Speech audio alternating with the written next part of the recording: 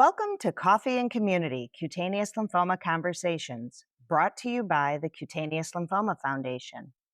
I am the host of this episode, Holly Priebe. Today, we're honored to have Sabrina joining us. She's a member of our young adult community. Not only is she someone living with cutaneous lymphoma, but also an incredible advocate for others. Sabrina has been a longtime volunteer for the foundation, holding third-party fundraisers, volunteering at events, advocating in Washington, as well as sharing her story many times. Sabrina is truly an inspiration. So grab your favorite cup of coffee, settle in, and join me in welcoming Sabrina to the program. Welcome, Sabrina. Hi, thank you. Thank you for having me. Thank you so much for being with us. I can't wait to jump in and have you share your journey with our audience. So let's get started. Can you share some information about your journey and kind of help people understand what living with cutaneous lymphoma looks like for you and how it's impacted your life? Yeah, absolutely. So I was diagnosed when I was 22, almost 23 in 2019.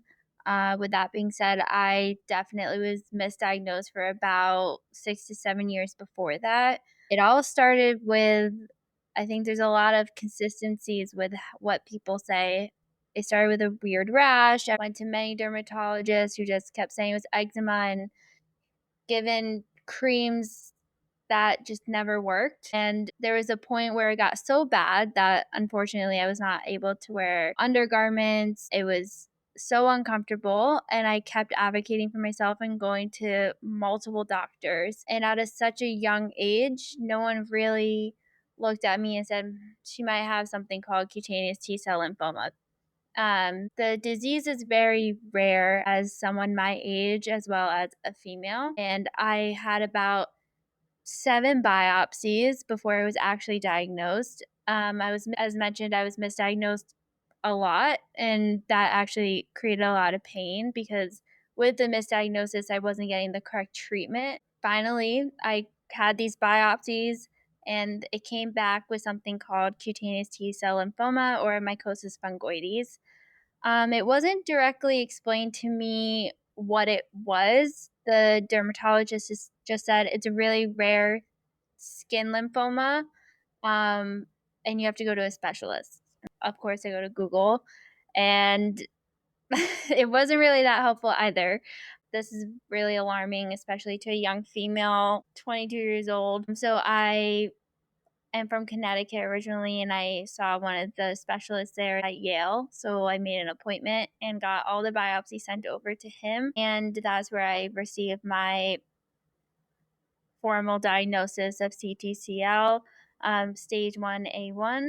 And yeah, I had a lot of questions. I was scared, but my family was with me. I had a really great support system. Until this day, I still have a great support system that has only expanded, and I'm really grateful for that. I will say for me, living with cutaneous T-cell lymphoma, I had to learn that it's a part of me. It doesn't identify me. It's just something that is a part of me. And I always say everything happens for a reason.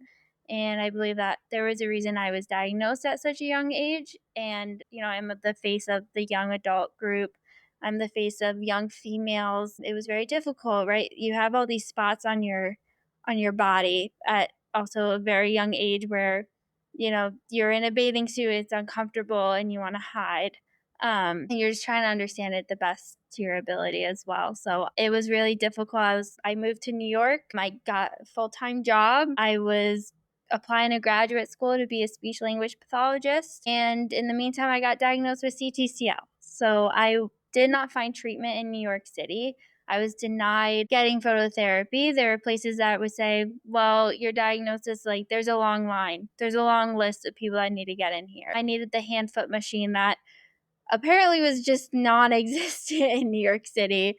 Only one place had it, and they said, well, your diagnosis is not, there's many people waiting to get on the list. So my mom dedicated her time while I continued working a full-time job to calling pretty much every place possible to get me in. But in the meantime, I need to get this treatment, right? I was really delayed in being diagnosed, and it needed to get figured out. So I actually commuted. I worked, I got up as early as possible, took the last train from New York City to New Haven, Connecticut, and I got the last appointment at 4 p.m. at phototherapy at Yale. What does that journey look like? How long does it take to go from Connecticut to New York City for treatment?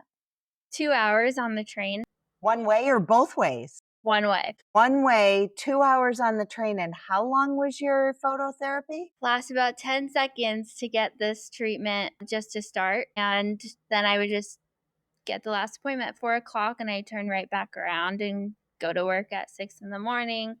And I would just do this until someone granted me phototherapy in New York City, which took a long time, couple months. That just is absolutely crazy. What a warrior you are and champion for yourself to add that to your lifestyle of just trying to live your best life, and you're traveling 4 hours every time you need treatment for a 10-second treatment. Yeah, I would say that definitely impacted your life early on. it definitely did, right? There was no time to be social or see my friends or be a 22-year-old that just graduated college and is trying to navigate all these new things that she's being presented with, right? Everyone's going out on Fridays, everyone's hanging out, and I'm exhausted. And of course, you start phototherapy, it feels like you've been in the sun for 10 hours, even though you were just in the machine for 10 minutes, 10 seconds. Um, and then after that, someone told my mom, of course, we'll treat your daughter. And I think that was the most powerful moment because my mom was able to help her child and navigate this new disease together. And till this day, I'm so thankful to have the family that I do because it's really important when you're diagnosed with something chronic and scary and unknown that you have people to support you, and I'm really really grateful for that. And like I said, that's only expanded amongst my friends, amongst my fiance. When I was first diagnosed, didn't tell anybody about it actually. My grandfather and my grandmother were they held my secret. Till this day, they still pretty much do. Unfortunately, my grandfather passed, but he was one of the first people I told. And yeah, I powered through it. And unfortunately, things took a little bit of a turn. I had to undergo radiation therapy. And with that, I went to radiation after work. I think I did like a 9 o'clock at night appointment. And in New York City, and I got out around like 10:30. So I didn't let it interrupt my goals personally, which was work, which was applying to graduate school. And it was really hard to do, but I made sure that my life continued on and that this was just an addition to it. So how long did you do the phototherapy for before you had to start radiation, and then how long did you have the radiation for? I started phototherapy in April of 2019. I started soon after that going to New Haven to start treatments. And then October of that year, I started radiation treatment. And that was 6 weeks. That was 6 weeks. That's a long time, and what was a radiation appointment like for somebody who maybe has never experienced radiation, and what that is and what that might impact you like? Yeah. I definitely personally struggled with it, but I didn't really let it show. I don't think maybe I did. I could be giving myself a lot more credit here.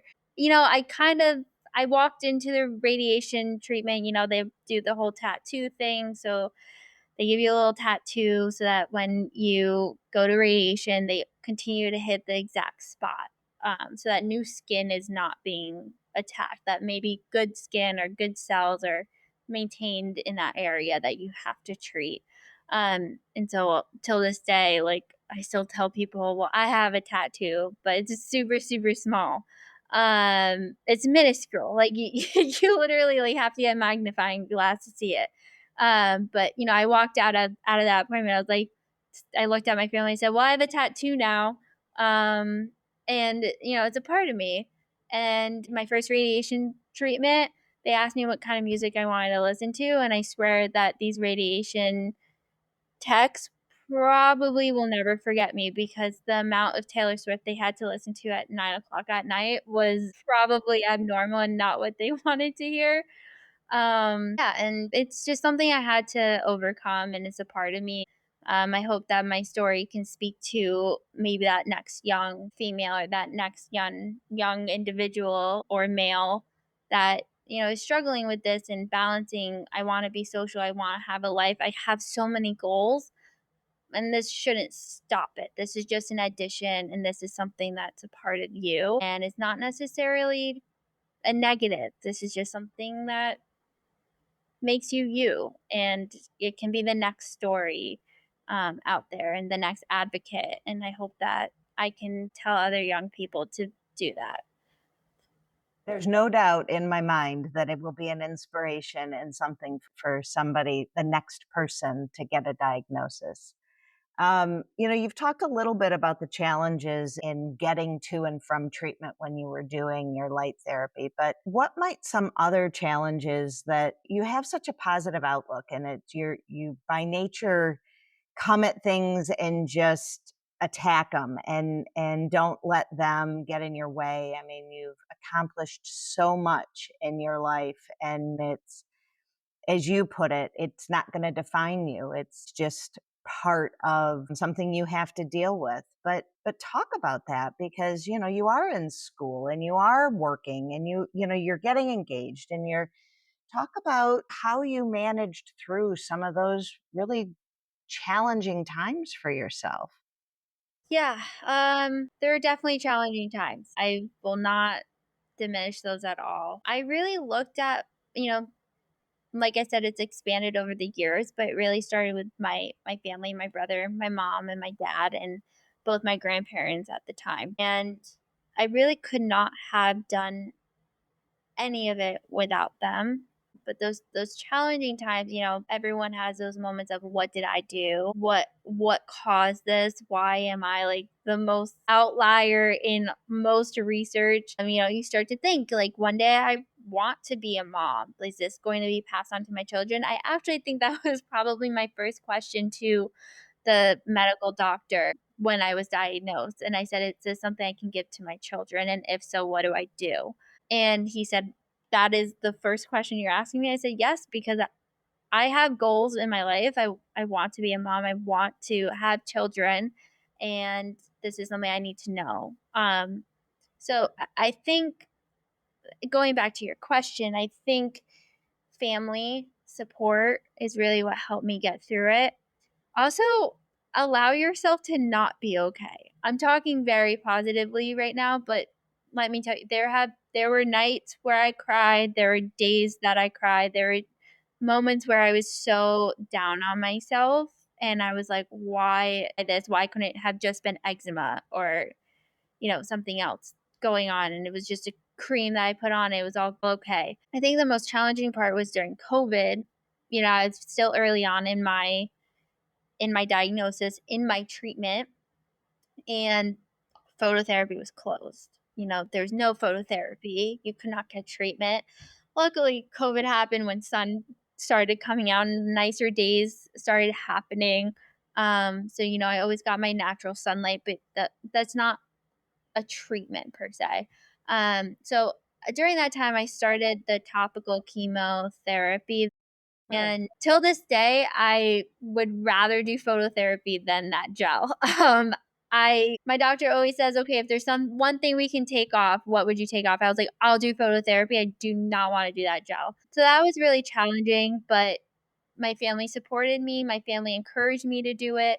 They said, "Do it on your time, and we'll watch a movie or put something on." I think the first time I did it, I actually watched one of the Taylor Swift live tours on my couch with my brother just to encourage me to do it and get my mind off of it. But again, allow yourself to not be okay, because if you don't, then it's really hard to find anything positive in this. So I think that's what's also gotten me through it.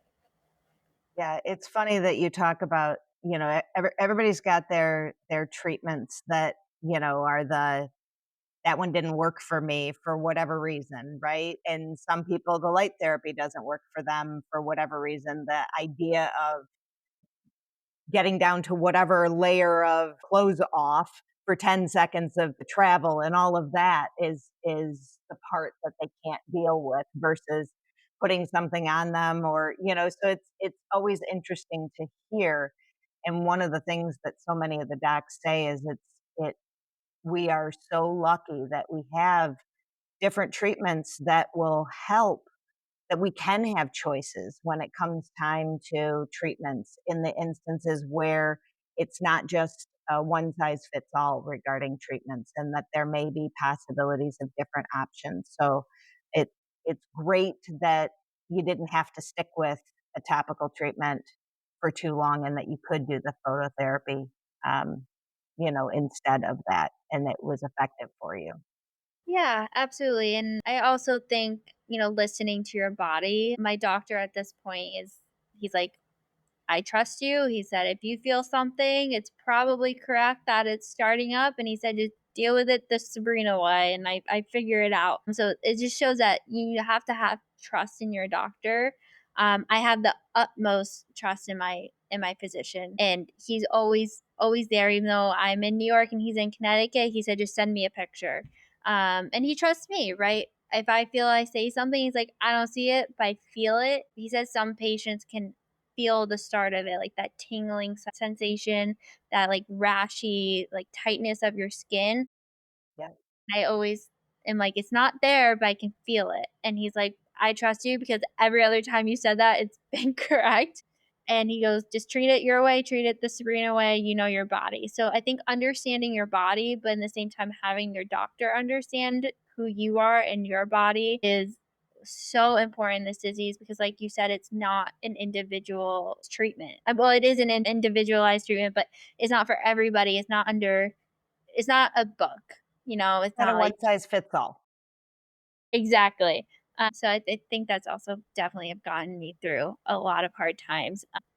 There was one That's hard good. time that I sometimes forget about. It could just be me not wanting to deal with it, but there was a time where I believe it was 2021 or 22, can't remember, but I had this super weird spot, and I was like, "That's not CTCL. Like, it's usually patchy. It's That's not it." And I literally woke up the next day and I was covered. And I was like, this is weird. So I went to my physician and he was like, this is weird. I've never seen this before. Took a biopsy. We call them my battle wounds. So biopsies on my body, we just call them battle wounds, and that's how you get through it. But he sent it out to a lab to watch it grow, and it came back identified as CTCL, mycosis fungoides. They had all these different layers to it. And till this day, he doesn't exactly know the name of it. I've asked, and it's just, he's like, I don't know, but it is CTCL. I haven't really seen it presented that way. So we call it a cousin of CTCL. And so that is something in the back of my mind whenever I get a spot that looks weird. I'm like, oh my goodness, it's happening again. But I think people just, you need to trust your physician. You need to trust yourself that it's going to be okay, and that if you've battled one part of it, you can battle the next. I think you stumble on a really important part, right? Is your relationship with your physician and making sure that you're with somebody that you're comfortable with and that you trust. And clearly you are comfortable and trust your physician and have a great relationship. And that is just, it's key. And feeling good about something that you have to manage for a long time to come. Yeah, Yeah. absolutely. Yeah.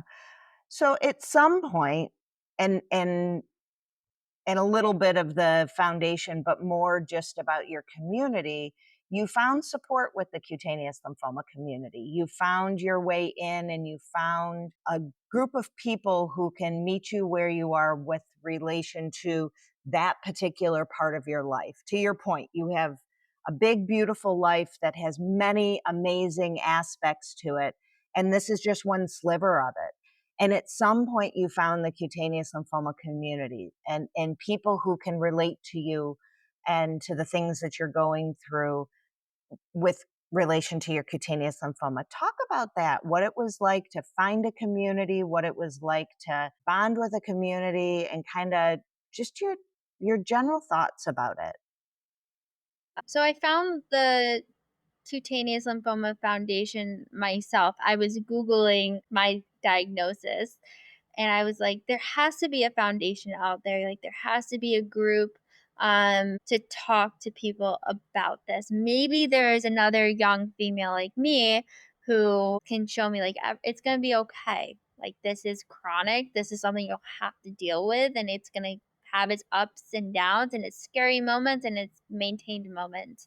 Um, Unfortunately, I did not find a young adult, but I found a lot of people with similar feelings, similar thoughts, similar recommendations, people who have lived with this. And unfortunately, like, identifying how grateful we are to have the treatments that we have, and hearing stories of people that like had no treatments like back then. Like, phototherapy was not really a thing. Like, maybe it just started coming out. They didn't really know the effects of it. So, and people didn't know as much about this disease that we do now. And I'm very grateful for the cutaneous lymphoma for all the research that they do, all the research that they put out there. So thank you guys. And I found it because I wanted to volunteer. Um, that's really That you do. that's really how I started. Was like, I sent an email and I was like, "Hey, I want to volunteer. Whatever I can do to help, please let me know." And I said my story a little bit, and then I wrote my story for you guys. And you posted it in a forum, and then you guys, I just started being really involved. I ran the half marathon representing cutaneous lymphoma. They wanted, you know, wanted me to represent lymphoma foundation as a whole, and I said no, no, no, I'm running it because I want to represent my illness and my disease, and this foundation who devotes so much of their time to learning about and advocating for us. So I'm going to advocate for this foundation. So I made my own t-shirts. I had my own little web page of people to donate, and I ran that twice, in representing the foundation. I've spoken at conferences. I've advocated on the Hill.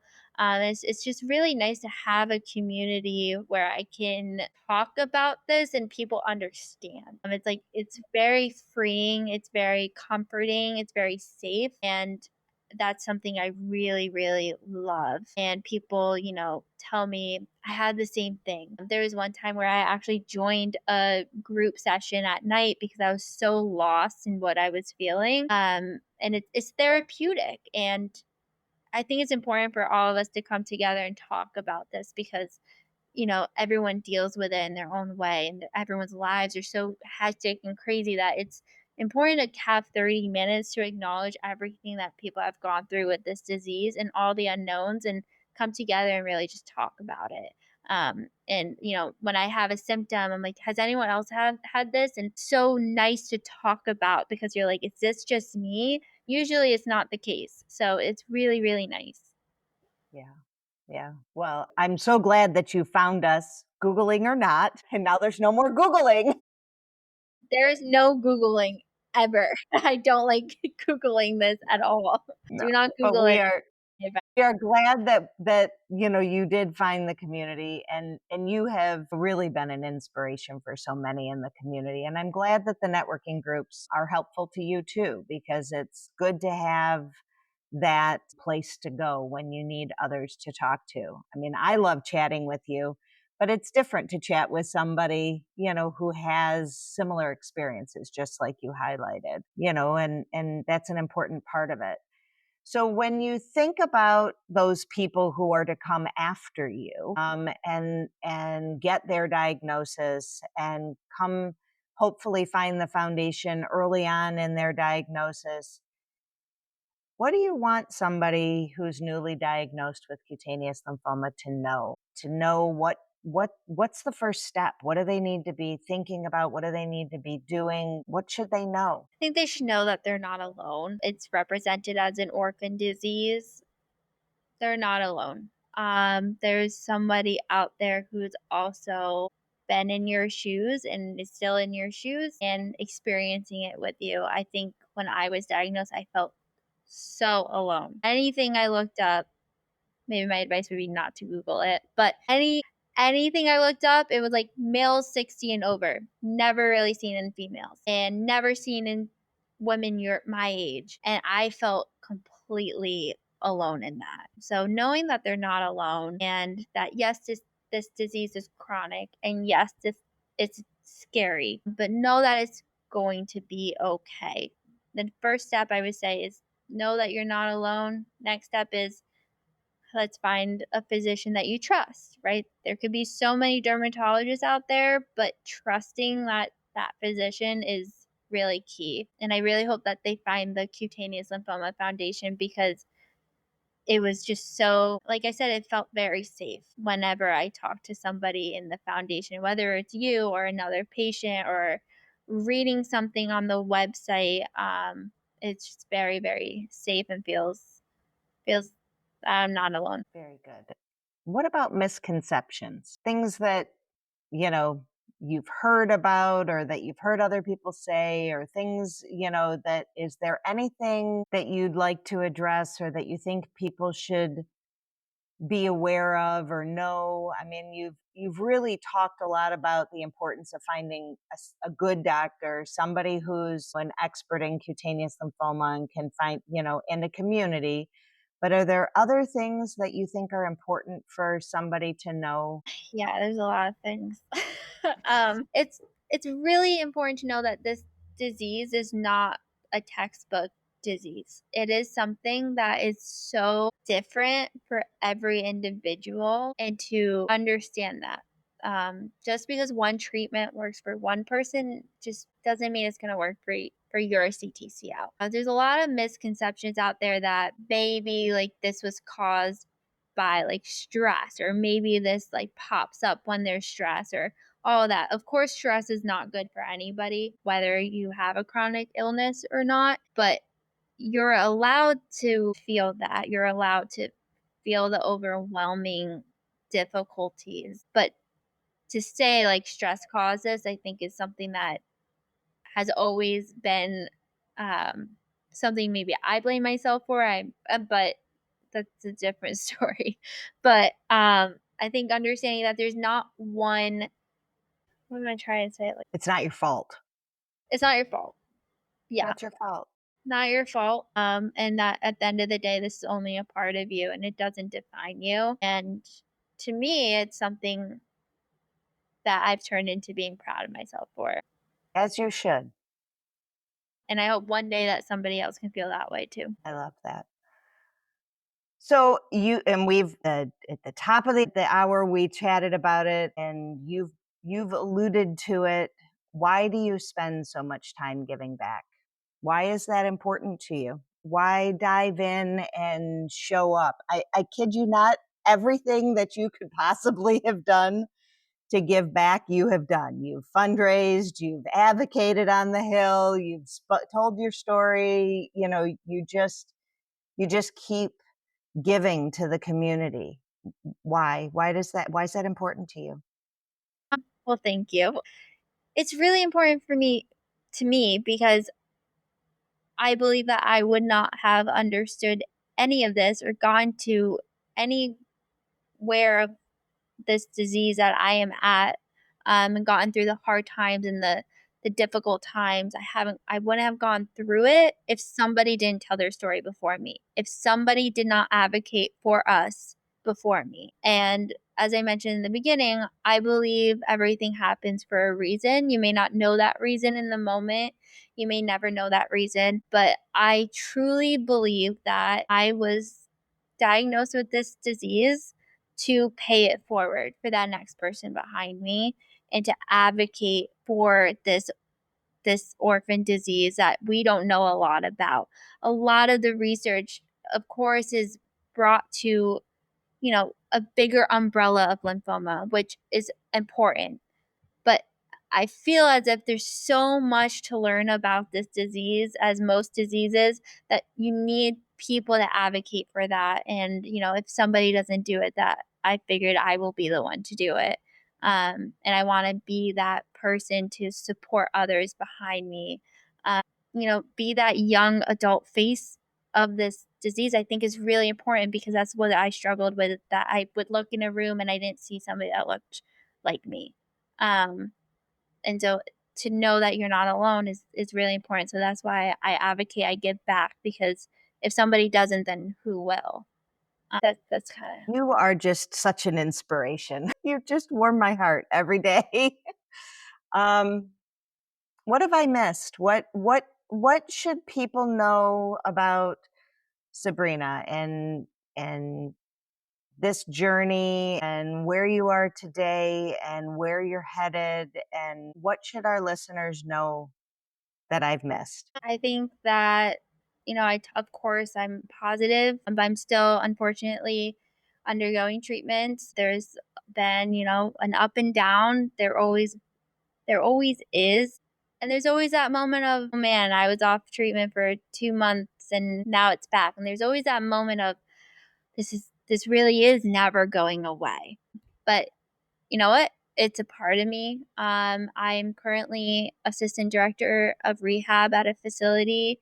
I am getting married this winter. I have so many goals in my life that just to know that because I'm still advocating, I'm still undergoing treatments, and that just to know that it's okay, and it's just an extra thing I have to do after work, which is just to go in my little light booth, and I move on with my day. So yeah. That's amazing. That is amazing. You are amazing. Sabrina, you are truly, as I've said it a few times already, truly an inspiration. And I can't thank you enough for spending some time with us this evening and letting us peek into your story one more time and go through the questions. If you have nothing else that you want to share, that will bring us to the end of this episode. I truly, I can't thank you enough for being here with us. Thank you for having me and always asking to have me be a part of such conversations and advocating and being a part of the Cutaneous Lymphoma Foundation. I'm very proud to be a part of it, and I'm very proud that I have so much support behind me. And just to let everyone know that you're not alone. It is scary and it's okay to feel scared, but just to know that you're not alone and it's going to be okay. Thank you. And thank you for that. And that does conclude this episode of Coffee and Community Cutaneous Lymphoma Conversations. We hope you, as our audience, found our discussion as insightful and inspiring as I did. Before we go, I'd like to thank Sabrina one more time for her time and commitment, as well as all of our sponsors and donors. Without their support, programs like these would not be possible. Remember, you can find more episodes, resources, and a full list of our sponsors on our website at www.clfoundation.org. If you enjoyed today's episode, please consider subscribing, rating, and leaving a review on your favorite podcast platform. Your feedback helps us reach more listeners and continue bringing valuable conversations to and from the cutaneous lymphoma community. Thank you for joining us today. Until next time, stay informed, stay connected, and take care.